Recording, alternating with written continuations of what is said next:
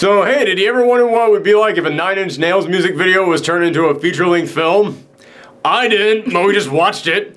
Hey everyone, it's me, Aaron. And I'm Michelle. And this is the post-Shriek Out reaction, our 31 days of horror movie reviews, all part of Thorgiween. And this week, we are, of course, talking about the B Squad. Those horror movie icons that they've been around, they've had sequels, they have their fans, but they never quite broke into that A-class territory. They never quite got that big following that, Freddy, Jason, Michael, all those guys had. And this film, it feels like it is very appropriate for this topic because when you think of modern day A-class horror icons, Jigsaw from Saw. I mean, that's a huge horror movie franchise out there. For many years, that was the Halloween movie. Came out every single year. Of course, there was going to eventually be a copycat. And this film, it has its fans. I have met those fans. And it does have a franchise. It has a sequel, which I actually saw the sequel before I saw this. And I wish that I hadn't. Because, oh man, watching this now gives me way more context to one of the characters in that sequel. But it also apparently has a third film coming out. Last year, they apparently announced that they were now working on a third film for this. Although, who knows when any movies are getting made now. Yeah. But the movie in question today is The Collector. Not to be confused with The Collector from Guardians of the Galaxy. I was looking up, I wanted to find out some statistics on this film. I wanted to find some statistics on this film, so I just typed in The Collector, and then as soon as I hit enter, I was like, oh, that's gonna be rough. Because I can't even type in The Collector movie, and it will pop up. So anywho, yeah, this is a film that it's essentially, let's just get right into this. It's Jigsaw. It is 100% just Saw if he took his show on the road. If rather than getting people and bringing them to his secret dungeon where he's got all his traps set up, he just goes to your house and sets the traps up there. Yeah, he has a little briefcase with him, and it's like literally there's like a box that this guy carries around. Well, he's got other things in that box. But yeah, what happens is he goes to people's houses and he essentially just collects people. He goes into a house, sets up traps, everybody in the house dies except for one person, and then he takes them, puts them in a box, and then takes them away, and then he'll use them as bait at the next house. But we don't really know what he does after he gets them, because it's implied that he doesn't, either they're used as bait, which I don't even know how they're used as bait. It's their own house. Why do you need bait inside someone's own house? Like, if it was to lure someone in, you get somebody, then you, put them in an empty abandoned warehouse, and then you torture them in there, someone out in the street hears someone calling for help, that's bait. That calls them in. He will just wheel this, suitcase, this, big red trunk into someone's house. They go in there, they open it up, this person pops out screaming, and then later on in the film, we meet this person, and they go, yeah, I'm used as bait, and it's like, they're already in the house. Also, they don't know their you. House. There's so many dumb things in this film. There is a lot of I did not really enjoy this movie as much, not just because it was very dumb, but also very gory. You guys honestly, you guys thought the Saw movies were bad. This is way. I have seen every Saw film, and I gotta be honest with you, didn't really disturb me as much as I was expecting them to. I thought I was gonna find them to be overly disgusting and gross, and honestly, no, I didn't walk away from the Saw films thinking that. Oh my god, I felt sick watching this film. Yeah. And not even in an effective way, oh man, they really built up to that, so I'm just so full of anxiety. No, it's they just do it for the shock value. It's just so gross at times. It really is. Just, you don't watch this and go oh my god, that's a terrifying thing. It's more oh, come on, man. It's you're going way too far with that. There's a thing involving a cat in here. I felt like I was gonna be sick. And there's no, I'm thinking about it now.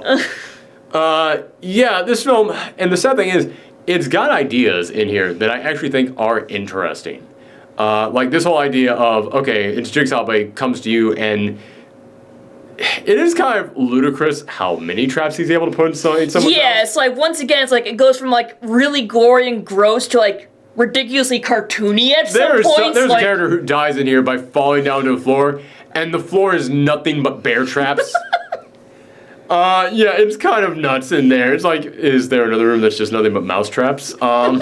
Honestly, this movie really does remind me of, like, something out of an Itchy and Scratchy cartoon. Oh my god, you're right. I thought you were going to say Mousetrap the board game. I was like, I guess I can see that. No, you're right. It's an Itchy and Scratchy cartoon. That is entirely what this movie is. Yeah, oh my god. Wow. But yeah, it is kind of ludicrous how many traps he sets up.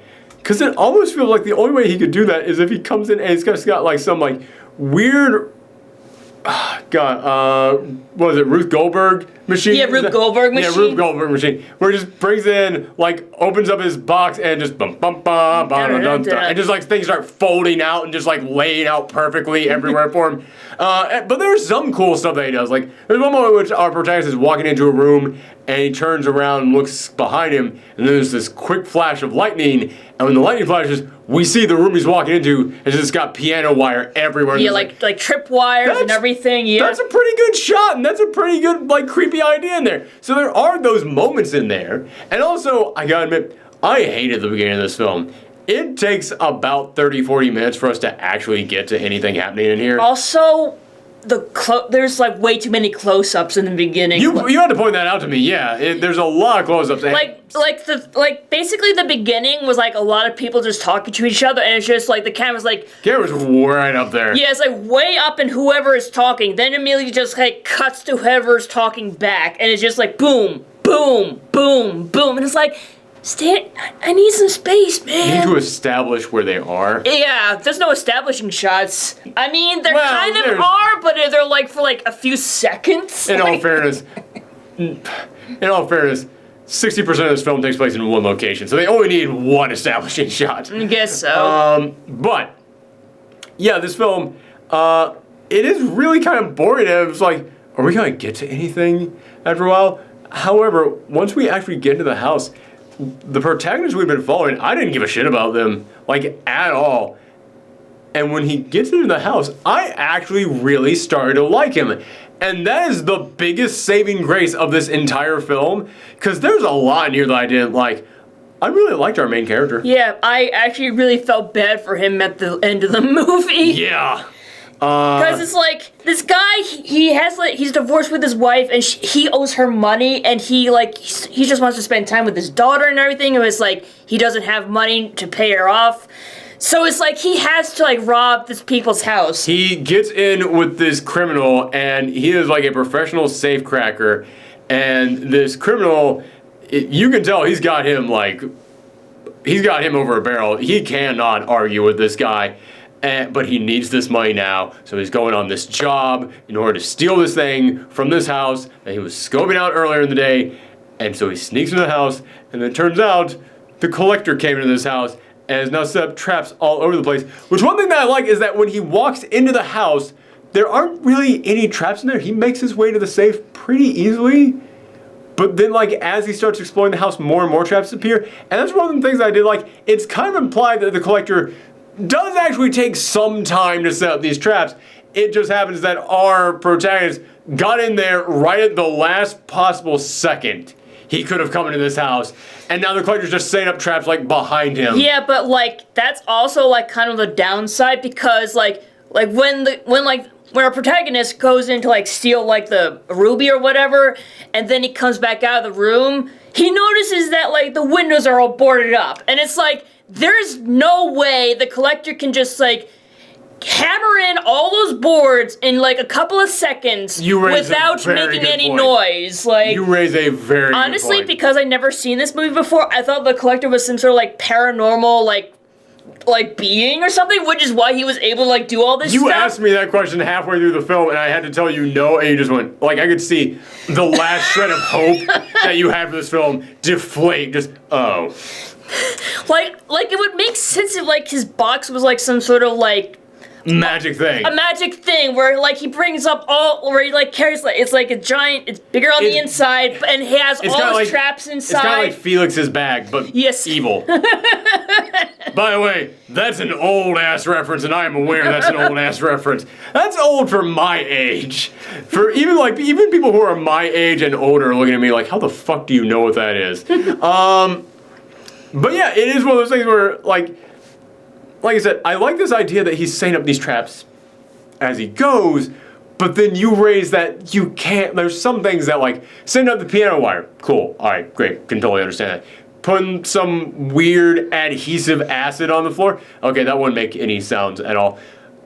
But boarding up the wall, boarding up the windows, hammering nails into the stairs, yeah, that would make sounds, and you can't ignore that shit. And I mean, some of them you could say, well, they were there before our guy walked in, and he just didn't notice them at the time. But there's some that like, no, he definitely walked right through there. Yeah. And there wasn't something. Yeah. It's like, you kind of have to raise these questions, and yeah, it's. You know, I can overlook a lot of things in horror films, because listen, man, I love horror films. I do this for 31 days every single year. Of course I love them. But I'll admit some of them are dumb. I'll admit a lot of them are dumb. Some of my favorite ones are dumb. And there's things you have to overlook. But they tend to be entertaining enough that you overlook them. This film ain't. No. This film is not entertaining enough to overlook. By the way, we keep mentioning that it's Jigsaw. It's just Jigsaw coming to this guy's house. But, you know, it's Jigsaw on the road is what it is. I was looking up some information on this movie. This started out as a script called The Midnight Man, and it was going to be sold as a Saw prequel. Originally, this was going to be the Saw prequel, and then they were like, well, we kind of have another prequel that's in the works. So they said, well, then I'll just change a few things around and do it myself. And after I found that out, I looked back at this and went, this actually probably would have been more interesting if it was a Saw prequel. Because then there would have been a reason for this guy doing this. There would have been a reason he targeted these people in this house. He would have had some weird philosophy behind it. Other than just, I went to your house and... I just felt like it. Yeah.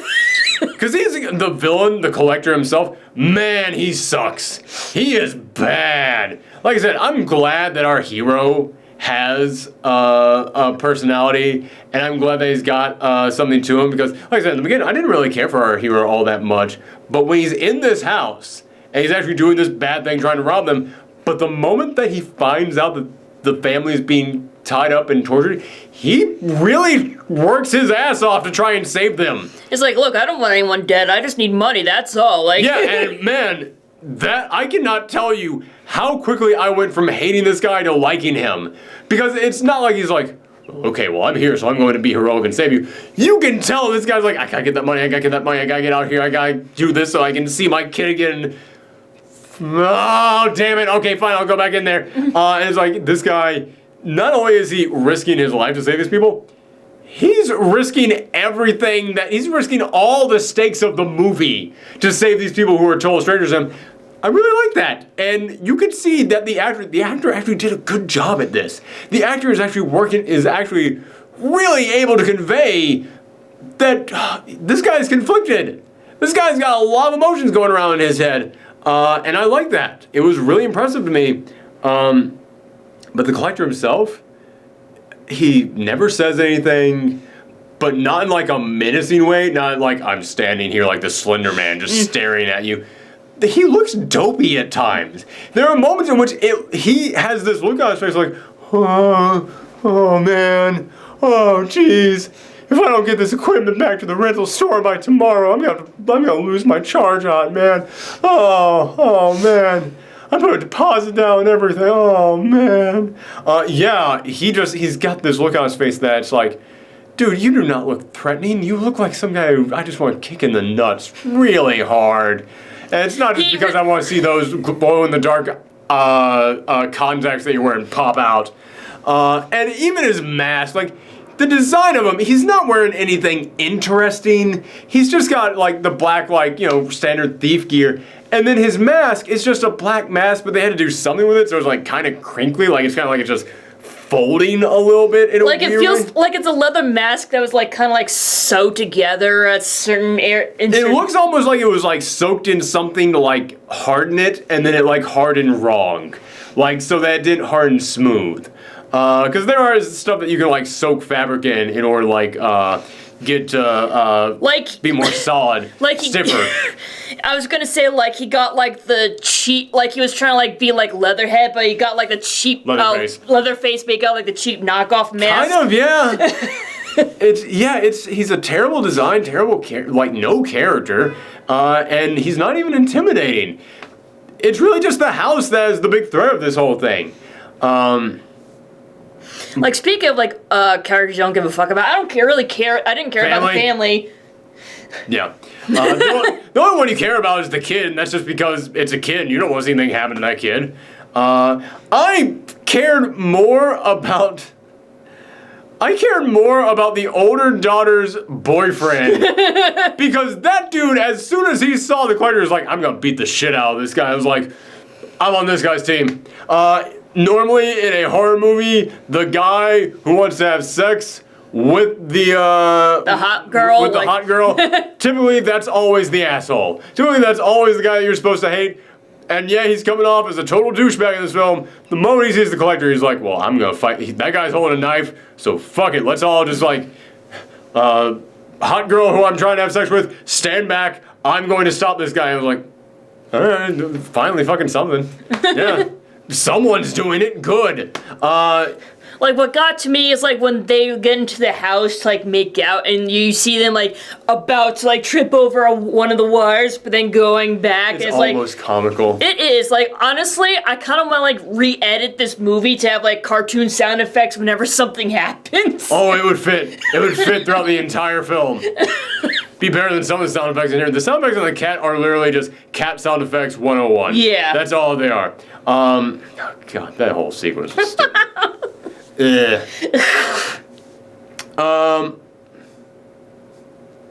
to think of anything else I want to say about this film. I really got nothing on it. It's just, yeah, it's we're not doing scores this month, but it's right down the middle for me because it's got some cool ideas. I think the house is actually kind of they did a good job of setting up the idea of this house feeling large and almost like a maze when you're inside, because every time that they go up to a way to some place that could possibly be an exit, they can't get out, so they then have to go back to another place. But it's not like just going, no, take that, no. There's traps in between everything, so even just like going up the stairs, going from this place to this place, takes a long time, and you gotta be very careful. So they were able to basically turn this 2-story house into just some giant labyrinth that I feel like they have to keep going around and around. It was actually pretty impressive what they were able to do with that. And there are actually some good shots when they're inside the house, and I did enjoy that. And I did like our protagonist. Hated the villain. They go way too far with the gore. It's just gross for the sake of being gross. Didn't care about the family that's trapped inside. And there's a lot of things in here that aren't explained and are just kind of stupid. Like the whole, I gotta keep coming back around to this. Why do you need a human being to be bait? That makes no sense. Also, you're collecting these people, so then why are you then using them as bait in a place when... Why do you need bait in someone's house? Like, I don't think these people know what the definition of collector is. Like, you use bait to get the fish out of the water, not to get the fish in the water. That's what this entire film is. It's just throwing bait into the water and go, aha, now the fish is in there. That's where the fish lives, you idiot. Yes, it's in there. That was a weird sound outside, so we're gonna go ahead and wrap this up.